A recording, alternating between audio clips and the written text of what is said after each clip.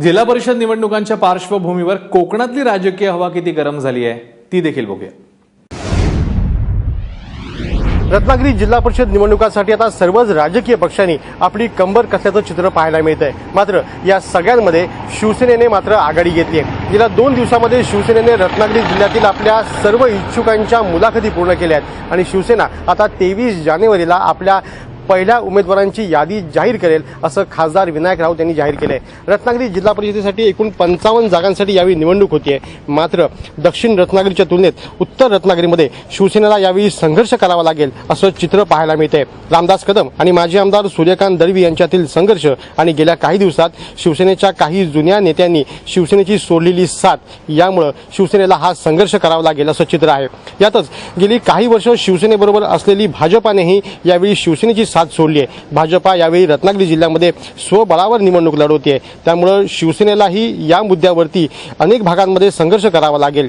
एकूणच भाजपानं यापूर्वीच आपली भूमिका स्पष्ट करताना आपण स्वबळावरती ही निवडणूक लढवतोय हे यापूर्वीच जाहीर केलं होतं। यामुळे गेले काही दिवस भाजपाकडून कोणता प्रस्ताव येतो का या प्रतीक्षेमध्ये असलेल्या शिवसेनेला आज अखेर आपण ही संपूर्ण निवडणूक स्वबळावर लढवतोय अशी घोषणा करावी लागली।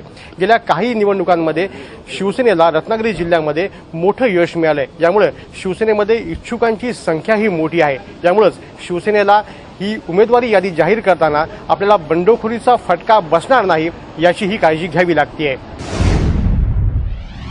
उरण तालुक्यातल्या जर पंचायत समितीचा जर विचार केला तर यामध्ये 8 पंचायत समितीच्या सीट्स आहेत जे आत्ताच्या निवडणुकीमध्ये निवडणूक लढवणार आहेत। ज्यामध्ये पूर्वी जर पाहिलं 2012 मध्ये ज्या पाहिलं तर यामध्ये 4 सेनेच्या सीट्स होत्या, 2 सीट्स या शेकापकडे होत्या, तर NCP आणि काँग्रेसकडे एक सीट होती।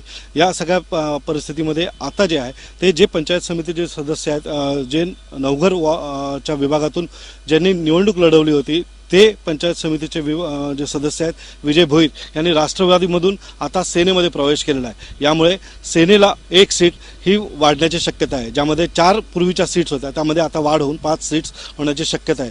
तर याचबरोबर जर पाहिलं तर शेकापला आपलं अस्तित्व टिकवण्यासाठी जंग पछाडावं लागणार आहे। ज्यामध्ये जर पाहिलं तर शेकाप आणि जर काँग्रेसची युती झाली तरच या सीट्स शेकापकडे राहतील, अन्यथा शेकापला आपल्या सीट्स राखण्यासाठी कष्ट घ्यावे लागणार आहेत। एक गोष्ट निश्चित आहे की सेना आणि भाजपची जर युती झाली तर या संपूर्ण उरण जिल्हा परिषद किंवा पंचायत समितीवरती सेना आणि BJPचं वर्चस्व राहणार आहे।